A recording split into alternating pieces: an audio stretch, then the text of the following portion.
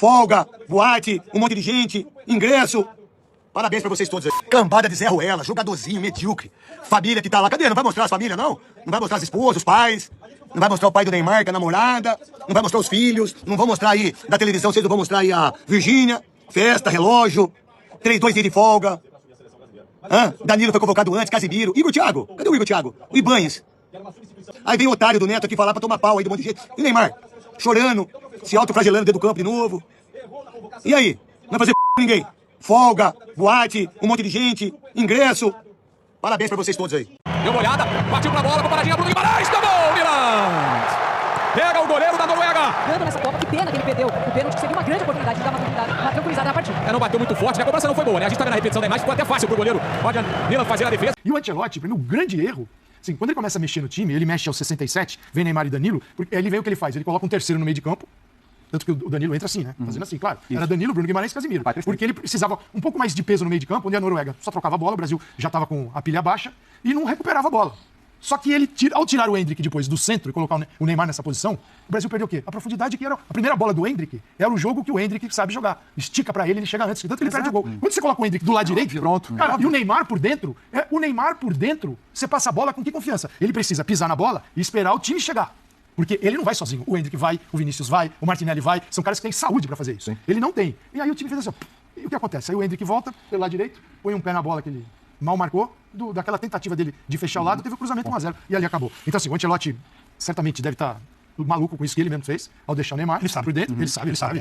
Ele sabe desde o dia 18 de maio. Que dia que foi? 18 de maio. Mas eu vou ser muito sincero aqui, e não é pegar no pé, porque eu acho que no fim era uma obviedade. O que me incomoda mais no jogo todo é que o Ancelotti tenha estragado o melhor momento do Brasil na partida para colocar o Neymar em campo. Não é pegar no pé do Neymar, não é culpar o Neymar, tá? Eu tô culpando o Ancelotti, que quis colocar o Neymar naquele momento. Porque na hora que ele coloca o Neymar em campo, ele tira o Endrick do meio e coloca o Endrick pra direita, e o Endrick tava levando perigo, perdeu o gol que não podia perder, mas o Endrick vai marcar na direita. Como bem disse o Birner, o Endrick nem marca bem na direita e é menos perigoso por ali.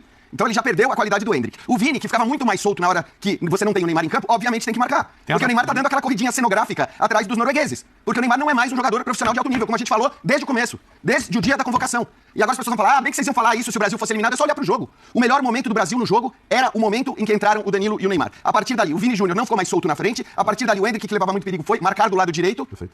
E aí aconteceu o que aconteceu. É óbvio que não é só isso, mas é o que mais me incomoda. Porque as outras coisas são coisas que acontecem no futebol. Você perde gols, o goleiro adversário faz uma grande atuação. Agora tem coisa pela qual você não precisava passar. Levar um ex-jogador ou um jogador em final de carreira pra Copa do Mundo. E foi o que o Ancelotti fez. E repito aqui, a culpa é do Ancelotti. A culpa não é do Neymar. O Neymar tá acostumado a ter todos os seus desejos atendidos desde os 15, 16 anos de idade. Tá? Então assim, a culpa é do Ancelotti. Infelizmente. E eu acho até que o Ancelotti fazia um bom trabalho, William. Sim, eu acho que o Ancelotti fazia um bom trabalho, gradualmente, jogo a jogo, encontrando soluções.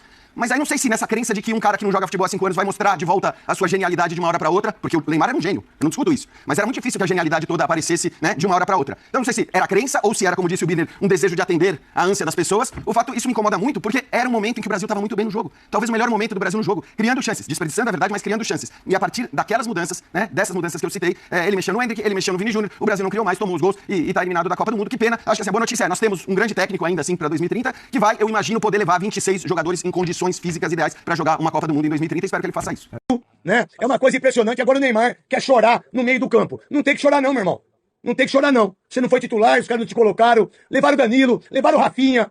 Levaram jogadores que não tinham condições. Casimiro que ele bancou, Danilo que ele bancou. Uma geração perdedora. Uma geração que não ganhou p... Tem 6 jogadores aí que ganharam uma Copa América. Só. Foi vergonhoso desde o começo. E tudo que aconteceu antes desse jogo, a gente viu. Jogamos bem o primeiro tempo. O primeiro jogo. Jogamos um tempo e meio. Foi uma vergonha. Foi vergonhoso. Esses caras são perdedores. É uma geração de mentira. De mentira. Essa é a verdade. Tentar brigar e fazer a cena que fez, sendo um Neymar. Né? Assim, não é um cara, se o Brasil estivesse ganhando. Não, assim, Danilo, exatamente por ser o Neymar. Ele fez alguma coisa do tamanho dele. Não é possível que a gente ainda tenha dúvida. Este menino é um cafajeste. É um pequeno cafajeste. Ponto. Vai bater com o pé direito. É isso, é aquilo que foi previsto um belo dia, um péssimo dia, quando ele destratou o Dorival Júnior. Estamos criando um monstro. Criamos um monstro.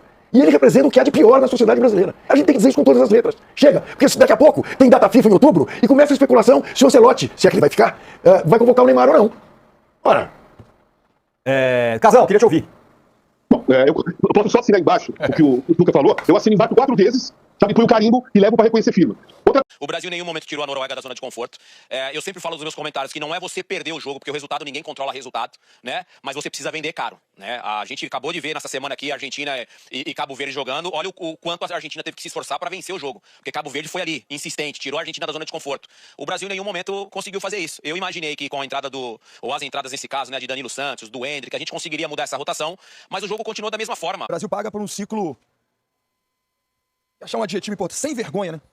Um ciclo sem vergonha que foi feito na seleção brasileira, desde já presidentes antigos, né, que não entendem nada de futebol, que não sabem nada de gestão. Então, eu sou um cara que tenho a minha crença, e entendo que, como diz a Bíblia, a lei da semeadura ela não falha. E o que nós estamos colhendo foi o que nós semeamos nesse ciclo horroroso da CBF. Sabe? Então, assim, é muito complicado. Nós tínhamos esperança, porque o brasileiro, de fato, ele tem muita esperança, porque a gente torce para a nossa seleção brasileira, né? Mas acabou pagando por todo um ciclo. Foi uma sequência da sina que o Brasil, a seleção brasileira, enfrenta desde 2006, já são 20 anos, com seguidas eliminações para as seleções europeias e Copa do Mundo, e sempre inéditas seleções, inéditos algozes. França, Holanda, Alemanha 7-1, Bélgica, Croácia, agora Noruega. Antes do jogo, uma das coisas que falaram foi: o Gabriel Magalhães conhece o Haaland, eles se enfrentam na Premier League. Pois é, o primeiro gol foi feito em cima dele. O Gabriel é um ótimo zagueiro, mas o Haaland é um atacante às vezes impossível de marcar. E acabou decidindo para o Brasil. O Brasil que teve, no primeiro tempo, a menor posse de bola, segundo a Opta Esportes, desde que se mede posse de bola, ou seja, desde a Copa de 66. O Brasil nunca tinha ficado tão pouco com a posse de bola, 35%. Houve momentos do jogo no primeiro tempo que a posse do Brasil chegou a ser de menos de 30%. O Brasil de Ancelotti, ele rejeita a bola, deixa com o adversário. A Noruega trocava passes no campo de defesa ali, meio inofensivo em alguns momentos, mas no segundo tempo cresce justamente quando Carlo Ancelotti faz as mudanças que acabam com o Brasil, especialmente a entrada de Neymar.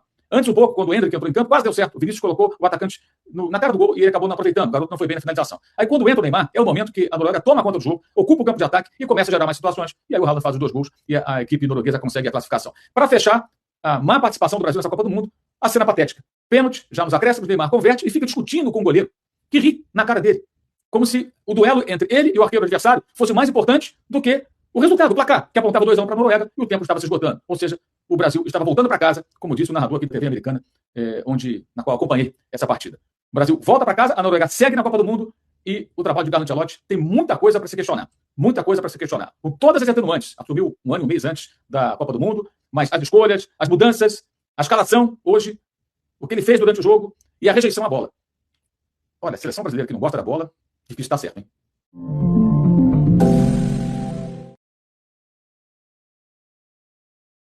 Ancelotti errou muito, mas muito nessa Copa do Mundo. E você não falou nada, Mauro. Usar o Neymar só nesse jogo. Agora, nós não temos jogador melhor que o Neymar, cacete. Qualquer lugar do mundo preservaria o Neymar. Um técnico tem a obrigação de montar um esquema para levar o seu ídolo, o seu melhor jogador. Como o Haaland jogou lá. O time jogou pro Haaland, esperando 1 ou 2 bolas. E aqui no Brasil, você é muito bom, é descartado. Os técnicos brasileiros, estão vendo aí?